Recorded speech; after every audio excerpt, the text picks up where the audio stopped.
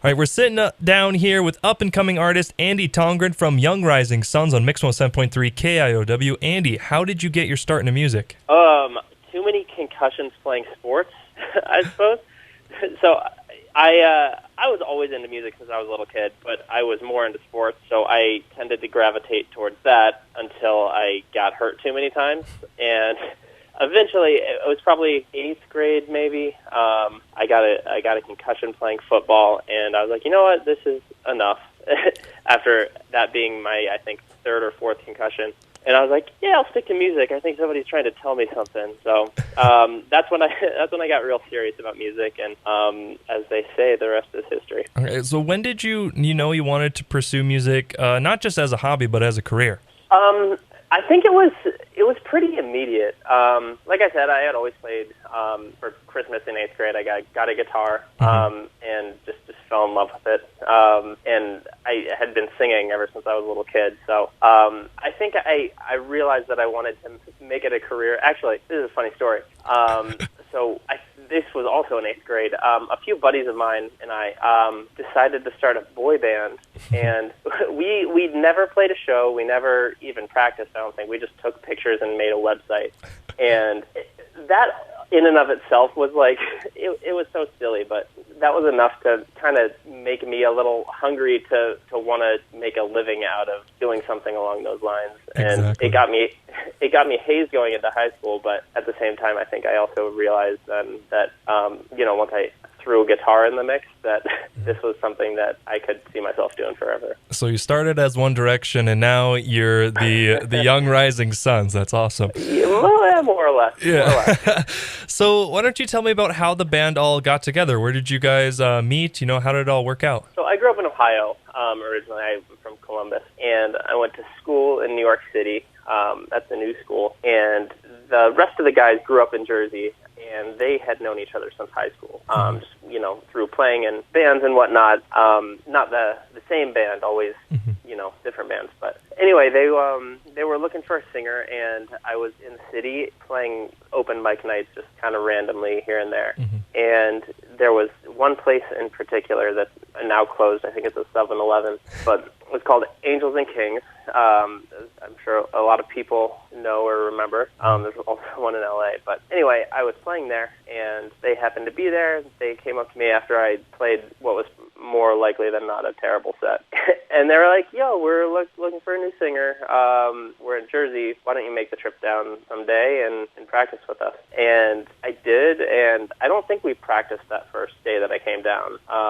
But I remember practicing at home, so I would get everything perfect for when I went down there. But we just hung out and instantly clicked. There was just a chemistry there, not really even as just bandmates, but as best friends. And that was, 7.5, almost 8 years ago, I think now. So Wow, what a journey.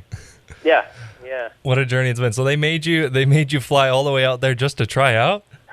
No, I took the train. So I was in New York. Oh, okay. And so it wasn't too bad, but I will admit being and I wouldn't call myself a true New Yorker, but I don't know, not many people are.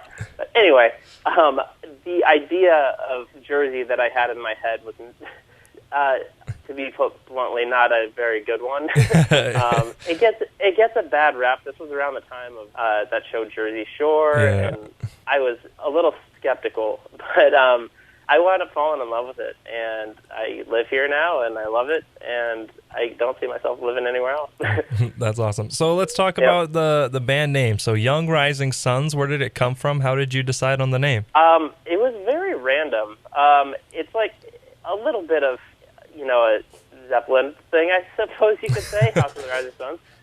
But it kind of just it felt like a bit of a brotherhood. And we had gone through a couple of different name changes before we settled on Young Rising Suns. And at the time we changed it, we just kind of wanted a little bit of facelift. And we wound up changing it, and I think there was a little bit of magic that came with the name because as soon as we changed it, things started to kind of turn and happen for us. That's awesome. All right, so let's talk about what artists inspire your band, I guess. Like, where do you model your sound off of? Whether the band, together you guys are like, oh, we want to be like this person, or who do you personally, I guess, model yourself off there? So I remember, as far back as I can remember, listening to a bunch of Motown records when I was a kid. Okay.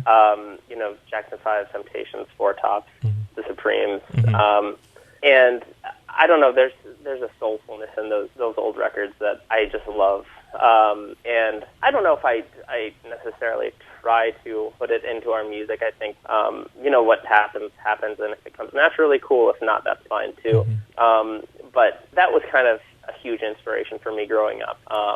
But it's kind of like, I don't know, it's evolved into bands like Need to Breathe. I don't know if you're familiar with them, and the Kooks, Okay. Kings of Leon, but also the music that's, making it and crossing over from, say, an alternative station to top 40 nowadays is so unique and so special. I think people are starting to learn that they can do a lot on their own, and therefore everybody's doing it. So it's forcing people to take more chances, I think. So it's really cool to see, like the Hoziers and artists like those kind of break through. There have always been a couple, any given year, but it's exciting to see those artists. Like Fun was an example years back of an artist that crossed over from alternative to a top 40 format, and it just worked for whatever special reason. Yeah. So there's something special about those artists that we try and kind of not necessarily model our sound after, but we certainly pay attention to it. Exactly. All right, so let's talk about your newest single then, Carry On. It was featured on New Music Friday when you released it. Where were you? What was your reaction when you found out? It's a huge playlist to be sponsored on. Yeah, it was huge. That's kind of like the end-all, be-all of the Spotify World playlist. So it was really, really cool. We weren't expecting it. It had been a song that we had been working on for, the better part of a year, and it got I don't know if you heard about it, but it got the license for a trailer for that movie, A Dog's Purpose. Okay, yeah. And so there was a little bit of immediacy to putting it out, which is always good. We had to scramble a little bit in order to make it right, I think. But I think having, that call to urgency is always a good thing. But we were actually in LA. We were out there for a writing trip, and so everybody found out before we were even up, I think. So we just woke up to a bunch of text messages from management and friends who are on Spotify. They're like, "Yo, look at this!" Sending us screenshots and everything. So it was a pretty cool moment.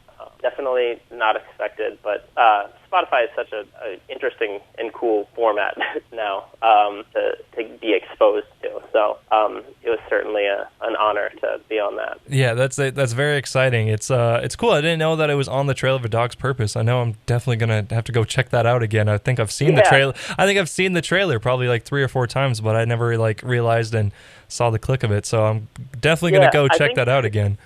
I think there were 2 different ones. I still haven't seen the movie. I've been really wanting to, but I remember when that initially came up, I went to look at the first trailer before our song was involved, and we saw that we were obsessed with dogs. We love dogs.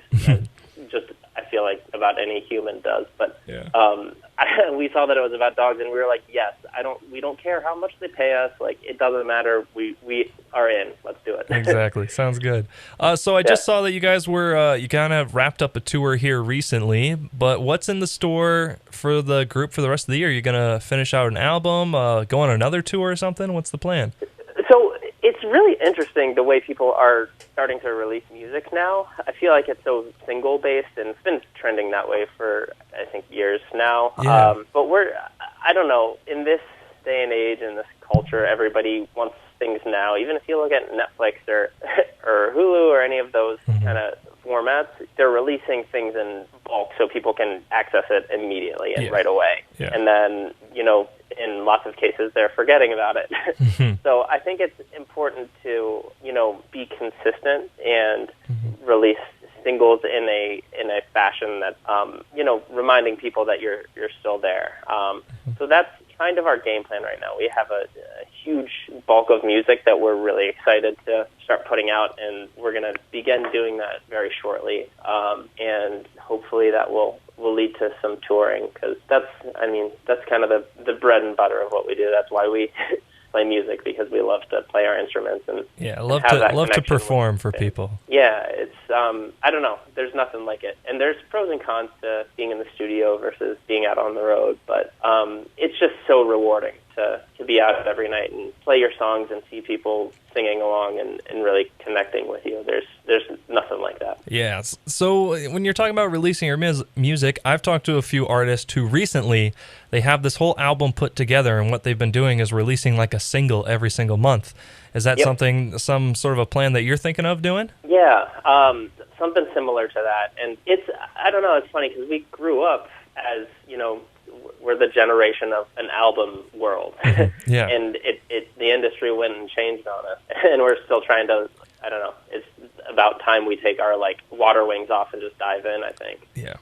As much as an artist wants to release a body of work in an album form, I think there are different unique ways to do that. And we're trying to figure out the special way and the unique way that's going to work for us. But I think it's certainly the right move, because you want to give every song its fair chance, I think. Mm-hmm, exactly. Rather than, putting out a 10, 12-track LP and people listen to it for a couple days, maybe a week, and then it's on to the next thing, the next New Music Friday single, Mm-hmm, exactly. So I don't know. It's a unique, different way to to approach music and releasing music.